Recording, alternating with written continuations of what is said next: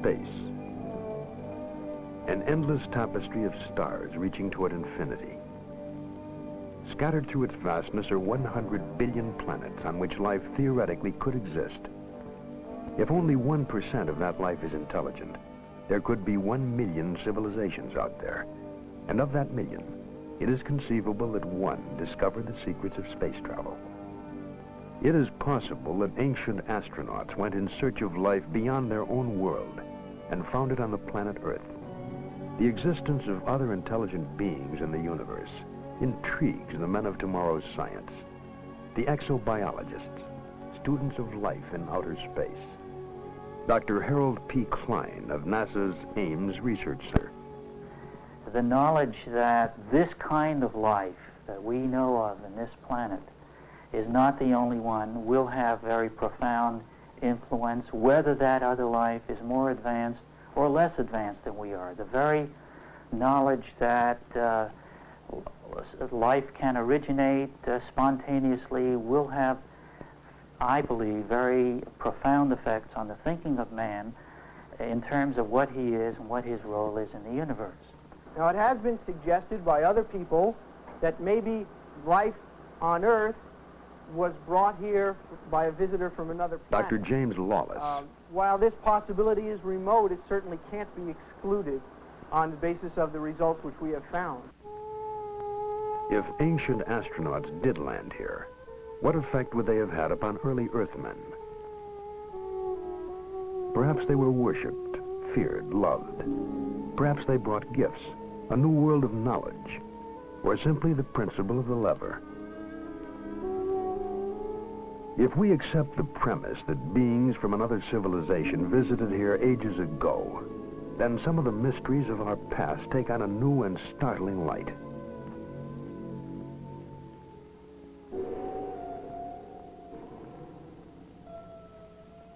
The Baghdad Museum in Iraq has on display a clay vase dating back before the birth of Christ. The vase is also a 2,000-year-old battery. A small copper tube is placed in the narrow neck, and a rod made of a metal alloy is inserted in the copper tube. When filled with hydrochloric acid, it produces an electric current. The vase was, it seems, a primitive galvanic cell battery. Count Volta is credited with having invented the electric cell 2,500 years later. Was the secret of electricity revealed to man thousands of years ago? Is it possible that this planet Earth has been visited by travelers from outer space?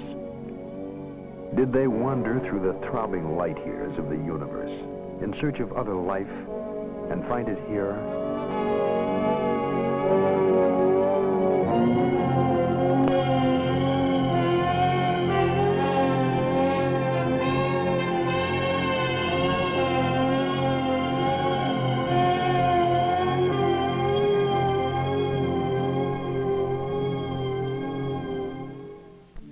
There are places on this planet where life exists almost unchanged since antiquity. Less than 3 decades ago, machines descended from the skies to land in a remote region in the South Pacific. The primitive inhabitants were puzzled and frightened by the invasion. The visitors were light-skinned creatures who didn't hunt or fish, yet never lacked food. They came from heaven. They had to be gods. They were, in fact, American servicemen, sent to construct airfields and military installations during the Second World War. When the war was over, they went home, back into the skies. The natives began making straw and bamboo fetishes resembling airplanes. To this day, they scan the heavens day and night, watching and waiting for the return.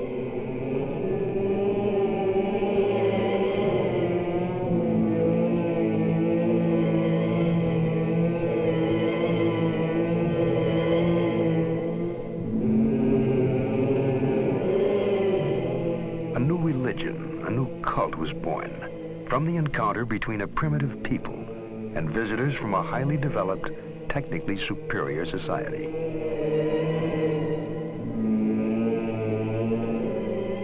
All men were at one time primitive. It is possible to imagine that our own forebears may well have reacted in the same way to visitors from outer space.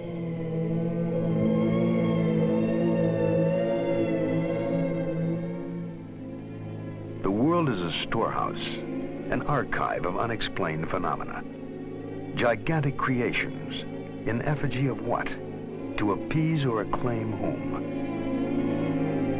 Early stone carvers left silent records for their descendants, to tell us something, but not quite enough. Statues modeled after strange beings, statements to the scope of their awesome powers.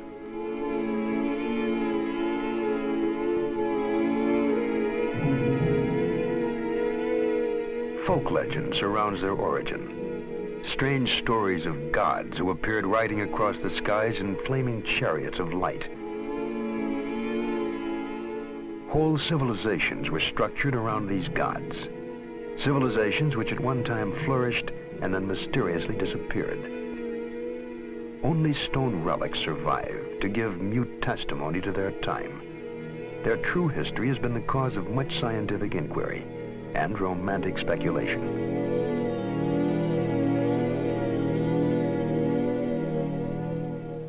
Erich von Däniken, a German professor possessed of the mind of a scientist and the imagination of a romantic, wrote a book called Chariots of the Gods. He stated that sometime in the distant past, man was visited by intelligent beings from outer space. What in olden times might have been heresy is today intriguing speculation. Von Däniken traveled to all corners of the world, gathering evidence in support of his theory. Or is it a theory? Judge for yourself. Istanbul, the city on the Golden Horn. Here stands the Palace of Topkapi. A curious set of maps are kept here, which were found in the Orient by the Turkish Admiral Piri Reis. The oldest of these maps dates back to approximately the 1st century AD. They are most likely copies of still earlier maps. As astronauts high above Cairo, we would view the Earth in the configuration seen on the old maps. The outlines of the modern maps are the same as the pattern visible on the Piri Reis charts. Another map in the collection shows a region which is still largely unexplored, the Antarctic. The existence of Antarctica as a continent was only established in the 19th century, and it wasn't even explored until 1911 by a Norwegian, Roald Amundsen. The map dates from 1532, a time when the techniques and basic equipment were unavailable to determine longitude. The question lingers. What was the source of information?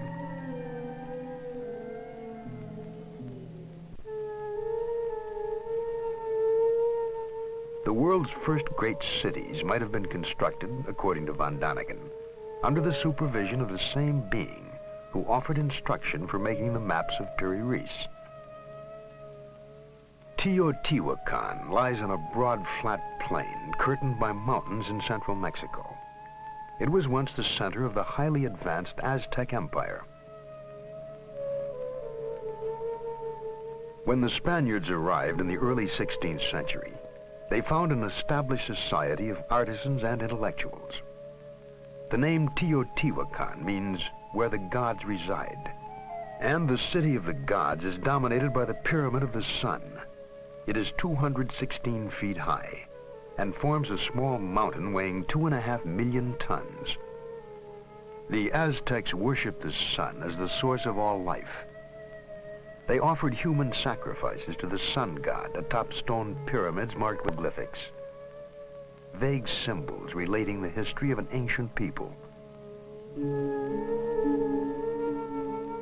Archaeology seeks answers to questions about man's past by digging through what he has left behind.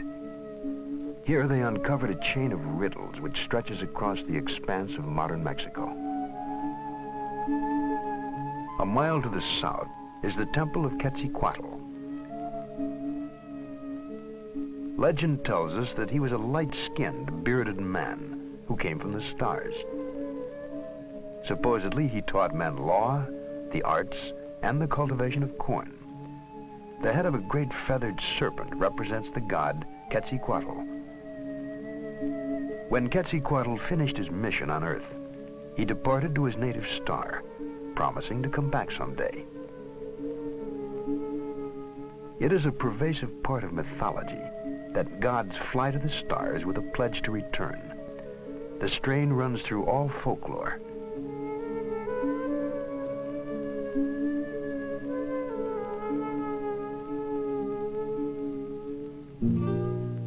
The ruins of the deserted city of Tula rest about 20 miles from Teotihuacan. It was one of the cities supposedly linked in legend to a ladder hung in the sky.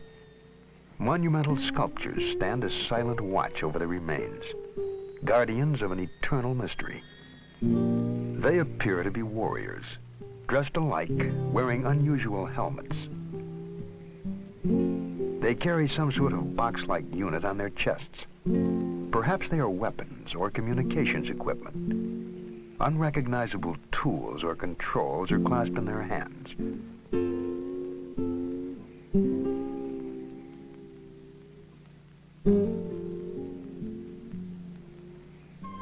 The nearby sacred well of Cenote forms a perfectly round crater in the rock. It is unlikely that it could have been formed naturally or by human excavation. It does, however, resemble a crater made by the exhaust gases of a very powerful rocket engine. To the east of Cenote is the ancient Mayan city of Chichen Itza. About 600 A.D., the entire Mayan population fled northward. There is no trace of war, plague, or famine to account for the move. Outstanding astronomers, Mayans calendared the year by constructing a central pyramid with 365 steps. They also developed a formula to predict eclipses without ever knowing about the revolution of the Earth, Moon, and Sun. There is no way of telling how they discovered these secrets, but von Daniken believes that some ancient astronaut may have told them of the solar system in which they lived. A stone relief portrays a god in a helmet with projections resembling antennae. The Mayans name their patron Kukulkan. In every 6,000 years, the Mayan calendar is off by only one day. Such was the gift of Kukulkan.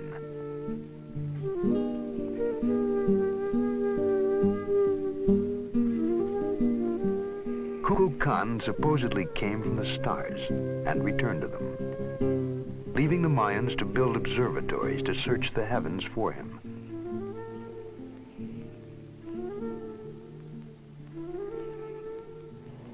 Perhaps with our modern observatories and telescopes, we are still searching for Kukulkan and Quetzalcoatl, who deserted to ancient skies. Modern science examines the heavens in search of information. Data, according to Dr. Werner von Braun, that gives us perspective on our own brief existence in the firmament. I think it is important to remember that distant stars are not only far away from us in terms of miles, but life on other planets can also be very far away from us in terms of time. The Earth is believed to be approximately 5 billion years old, and if you condense mentally these 5 billion years into 1 year, then the presence of men on this Earth would be about 1 minute out of that 1 year, and the period since man understood radio and was capable of effectively communicating with heavenly bodies outside of the Earth would only be approximately 1 second out of that year. So if you want to communicate with another heavenly body and intelligent life thereon, you have to reach that other heavenly body also at a time when these people have invented the radio and know how to operate it and have their receivers going, so to speak. But we had no receivers going, even a mere 50 years ago. We were too busy with the steam engine and the biplane. Dr. Harold Klein. It is highly possible that advanced civilizations have in the past, or may in the present, try or have tried to contact us, to survey us, to watch us. We cannot rule that out. We have no indications of that. It may be equally possible that a really intelligent society has watched us for some time, has looked us over and decided, based on our activities, that this planet is beneath their dignity, so to speak, and is simply not worth bothering with. Quite possibly we were too backward to bother with, but we have come a long way in a short time, and we are prepared to reach out into the universe. Writer and sociologist Eric Hoffer suggests a reason for our return to space. He wrote, "I always felt that man is a stranger on this planet, a total stranger. I always played with the fancy, maybe a contagion from outer space is the seed of man. Hence our prior occupation with heaven, with the sky, with the stars, the gods, somewhere out there in outer space. It is a kind of homing impulse. We are drawn to where we came from."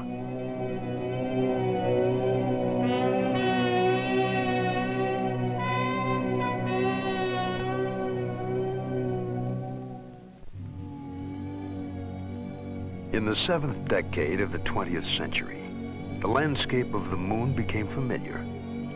Man went to the moon on his first mission in search of life. With him, he had to take his own life support system. He was encased in a portable environment, susceptible to deadly radiation.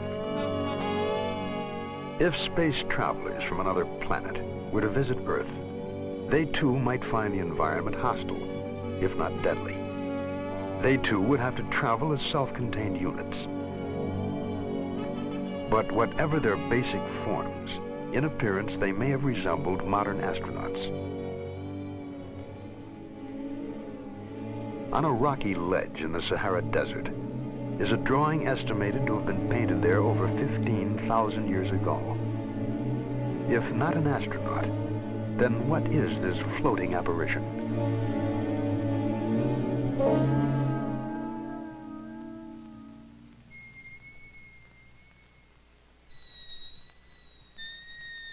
Henri Loti, the early French archaeologist, discovered the image of a 19-foot giant and called him the great god Mars.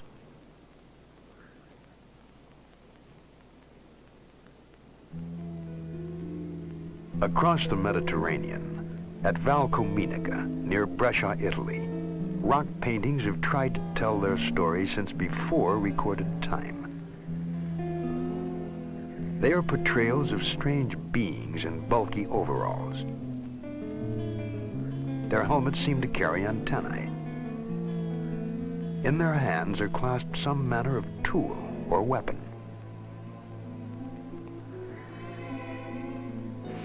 Still more evidence can be found in a 2,000-year-old rock painting found in Japan. In the rough, rocky countryside of northwest Australia, there are scores of rock paintings which date back far in time. Drawings which are probably some of the earliest messages from prehistoric man. Sketches represent the activities of Wandjina, a legendary goddess of the Milky Way. She too came from heaven to instruct the children of Earth. Von Daniken believes there were models, possibly even one model for all the deities found recorded in rock.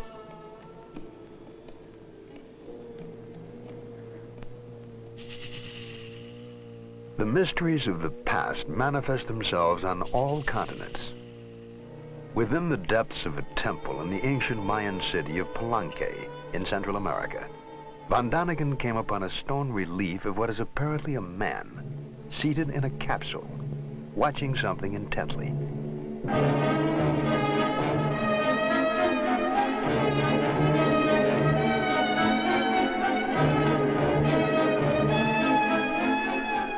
His hand seemed to be operating some undefinable controls. His foot pressing a lever. And at the rear of the capsule are jets trailing flames behind them. He seems to be dressed for the job, in trousers with a broad belt, a sort of jacket, tight-fitting at the wrists. The chair is well upholstered to absorb the shock of acceleration.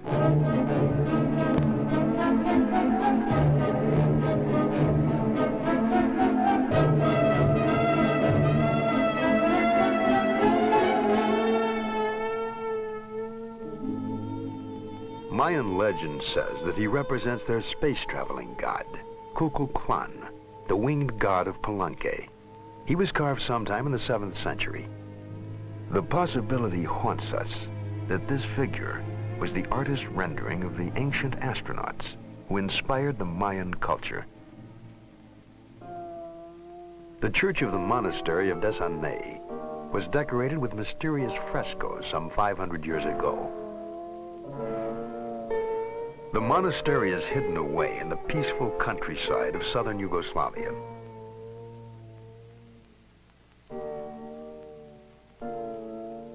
High above the chapel, almost out of sight, the fresco silently challenges our minds with its startling story. It depicts what may have been the first air battle to be witnessed by man, almost 500 years before the known discovery of flight.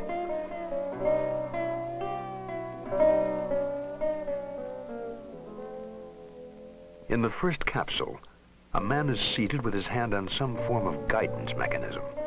He appears to be racing across the sky in an attempt to escape from a pursuing ship. We can easily imagine jets at the rear of these aerodynamic forms. On the earth below them, people cower in fear as this air battle wages in the skies. If not an astronaut, then what reality might have inspired the frescoes of Desanay?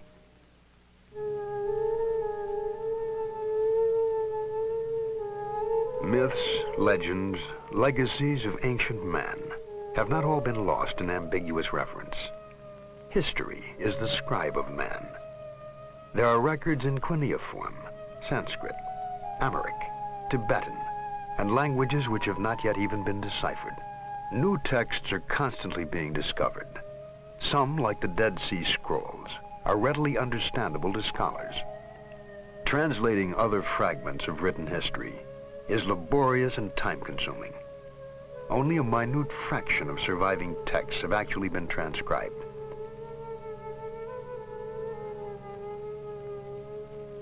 Accounts of godlike visitors abound. For example, in the books of the Tibetan Kanchur. The Kanchur consists of over 1,000 volumes containing the holy texts of Lamaism. Their secret code is the most complex ever devised. To date, only 1/100th of the Kanchur has been deciphered. The resulting translations are full of references to gods appearing in the sky, of the luminous pearls and transparent spheres in which they lived. Once the books have been further deciphered, they may well yield much more information about mysterious space visitors.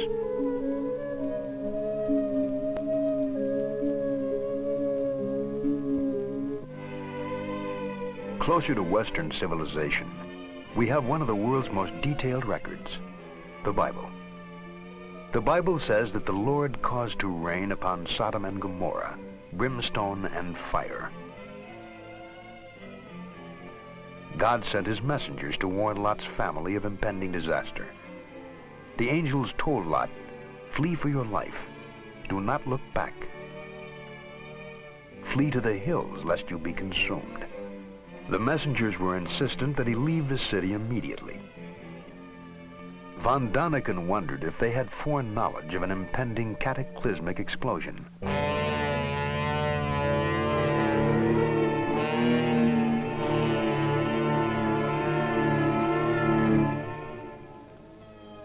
It appears certain that Sodom and Gomorrah were leveled, laid waste at a single stroke. All traces of the communities have disappeared. So complete was the destruction. The report of the catastrophe ends. Then he looked down and beheld, and lo, the land went up like the smoke of a furnace.